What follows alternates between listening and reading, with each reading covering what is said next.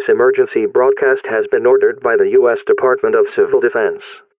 An attack on the United States is underway from an unknown nation or source. Citizens are being strongly encouraged to stay indoors and turn off all sources of light. All government agencies and the military are on highest alert.